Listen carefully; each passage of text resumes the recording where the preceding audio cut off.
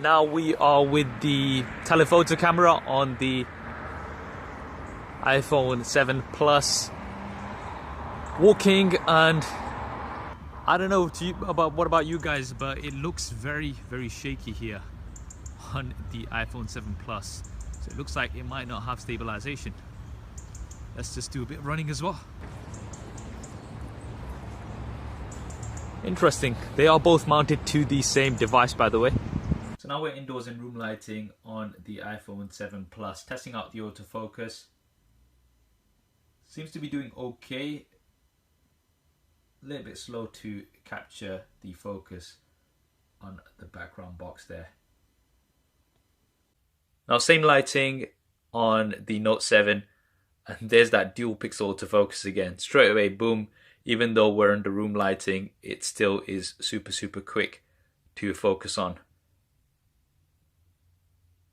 So that was the video. Now before we move on to images, just to clarify some of the specifications that we have. So the Note 7 has a single camera which is 26mm with optical image stabilization and an f1.7 aperture. The iPhone 7 Plus has a dual lens system, so the primary camera is 28mm with optical image stabilization and an f1.8 aperture. The secondary lens is 56mm and has an f2.8 aperture.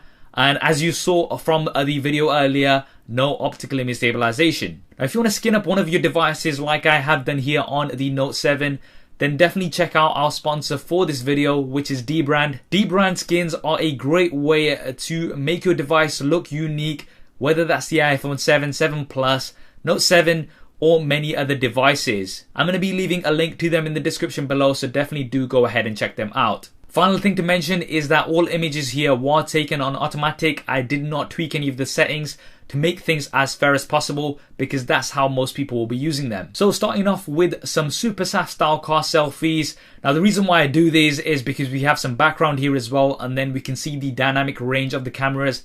Clearly the Note 7 has a better dynamic range. You can see much more of the background on the iPhone 7 Plus. The highlights are quite blown out. This is something consistent that we've seen on previous iPhones as well.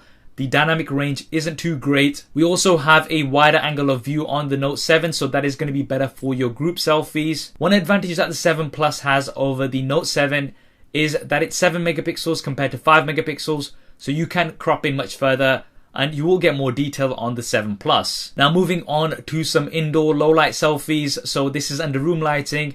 I do like the 7 Plus a little bit better. I think the colors are better. You can see the background is actually white compared to the Note 7. And there's also some sort of processing going on here on the Note 7. This is something similar that we see on the S7. Now using the front facing flash, so this is where the front screen is illuminated to give you some more light. Once again, I do like the image on the 7 Plus a little bit better. It's got a little bit more detail. There is some processing going on, and we've got a little bit of a yellow sort of tint in the background for the Note 7. So for low light selfies, I would give the edge to the 7 Plus. Now let's move out outdoors. Here you can see that both are doing great here. We've got some great detail and some nice shallow depth of field. There's a slight difference in color. This is going to come down to your personal preference. But if we go in 100%, they both look great. The Note 7, however, does seem to be a tad sharper. Now let's test out the telephoto lens. In this situation, it should be absolutely ideal. And here you can see that we do get that zoom. So straight away, without even having to crop in, we're getting that zoom, and it does look quite nice. Going in 100%, we can crop in much further here on the iPhone 7 Plus, but we don't have as much detail. Now this is a secondary sensor, so this does seem like the reason why, because it's not going to be as good as the primary sensor, but nevertheless a nice to have. Now moving on outdoors to a wide shot, I think both are doing good. There was a complete overcast, so that's why you can't see anything in the sky. It's just complete cloud. Slightly more vibrant colors in the grass on the Note 7 compared to the 7 Plus, but both doing pretty decent. Testing out the telephoto lens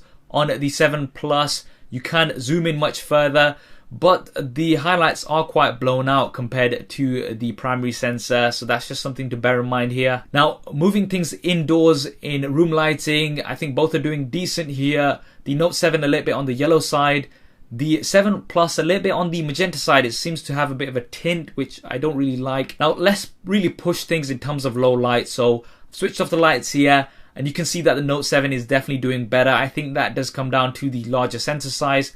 We've got much less noise compared to the 7 Plus. If you look at the background of the 7 Plus, there's so much noise there, and comparing that to the Note 7 definitely has a better image going in 100%. It's much more apparent here that we have a cleaner image on the Note 7. The colors are also a lot better. We seem to have a bit of a green tint on the 7 Plus. Now, comparing the telephoto lens here, you can see that although we do get a zoom, it's nowhere as good as the primary camera, and I think that does come down to the f2.8 aperture compared to the f1.8 aperture on the primary lens on the 7 Plus. Going in 100%, this is much more obvious as well. So although you are going to be able to zoom in much further, it is not going to be as clean in low light. Now, moving outdoors in low light, you can see that both are doing really well actually, but the Note 7 does seem sharper. Let's go in 100%. And this is definitely the case. It looks like the Note 7 is sharper compared to the 7 Plus. And just for the test, trying out the telephoto lens, you can see that it's not doing as well as the primary camera once again, but it is still doing decent, not as good as the Note 7 however. Finally, a test using the flash. I think both are doing okay here. Bit too yellow for my liking on the 7 Plus, and also the face of dock is washed out a little bit on the 7 Plus compared to the Note 7. So there we have it, the Super SAF style camera comparison between the Note 7 and the iPhone 7 Plus. I think both have great cameras. The Note 7 would get the win for the front facing camera in good light. You had much better dynamic range, and you also had a wider angle of view, which is going to help for your group selfies. The 7 Plus however did seem to perform better in low light selfies. For video, I think both did pretty well. If I was to choose one, I would choose the Note 7. I think it did have a better dynamic range, and also the autofocus, the dual pixel autofocus is much faster compared to the iPhone 7 Plus, which still seems to have last year's focus system. I can't really see much of an improvement here. For outdoor images, both were really good with lots of detail. The iPhone 7 Plus does have the advantage of using that secondary lens to zoom in, but do remember that the secondary lens is not as good as the primary lens, so you don't have optical image stabilization, and that's especially going to be noticeable when you're shooting video. So it is going to be a lot more shaky, plus you are zoomed in as well, so that's just something to bear in mind. And the f2.8 aperture is not going to work as well in low light. Now, the Note 7 was definitely better in low light situations. I believe it does have a larger sensor, so it's able to capture more light, as well as the f1.7 aperture. So for low light, the Note 7 is still king. Now, in terms of audio, I'll let you guys go back and hear the audio, but we have stereo sound on the Note 7 compared to mono sound on the 7 Plus. I'm not sure why Apple don't include stereo sound on their devices, even though it is 2016. But for audio, I would give the edge to the Note 7. And overall, the Note 7 did seem to win in most categories. The advantage that you do have with the 7 Plus is that you're going to be able to use the optical zoom. However, that will only work best in good light situations. That's what I think anyway. What do you think? Drop me a comment below and let me know your thoughts. If you want to see more images from lots of different devices, then go ahead and give me a follow on Instagram. I post lots of different images on there from different devices.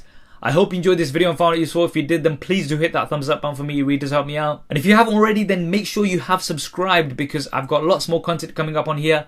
And be sure to also switch on notifications so you see those first.